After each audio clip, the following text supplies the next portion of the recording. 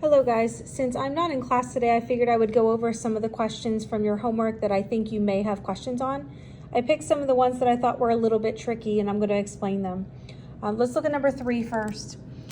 The directions were to translate the following into a numeric or algebraic sentence. Number 3 says the quotient of a negative 17 and some number. We know that quotient, like I've shown you guys to do, we should take notes as we do this, means division. Negative 17 and some number. So this one's going to be an expression. So a quotient is a division problem, and remember we're going to use a fraction bar, not what I had just written. So the quotient, and we're keeping this in the same order. So negative 17 goes first, divided by some number, which is x. So this is not a turnaround word, it follows that same order. Look at number 5. A number increased by half is 17. I had a lot of people ask me about this problem. So a number, we're going to call that x. Increased by is an addition kind of problem. Is means equals 17.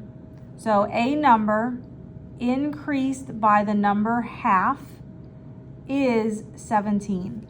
So I think some people misinterpreted that one. Look at number 6. 8 times a number added to 6.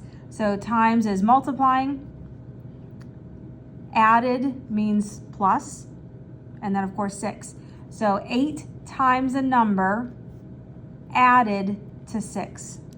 8 times a number is 8x, and then added to 6. Let's look at number 8. Draw your line down your equal sign. Always get rid of the number that's being added or subtracted first in this case.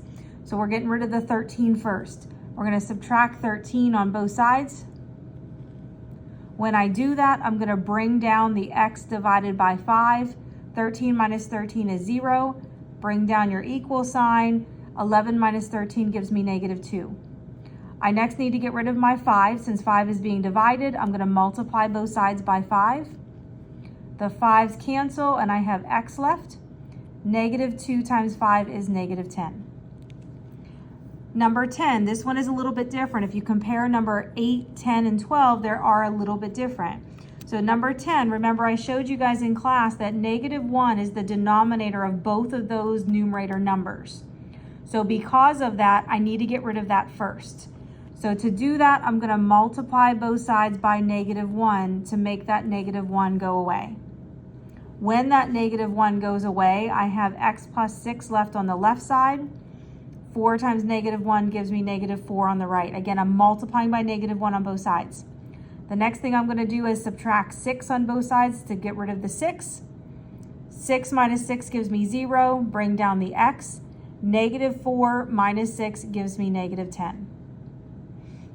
And the next one, we're going to get rid of the number being added or subtracted first. So 8 and 12 are handled very similarly. 10 is a little bit different.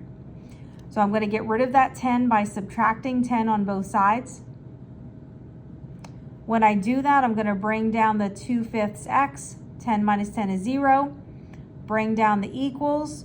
4 minus 10 is negative 6. I'm going to get rid of this fraction by multiplying by the reciprocal. This will give me 5 times 2 is 10. 2 times 5 is 10. 10 divided by 10 gives me 1. That's how that disappears.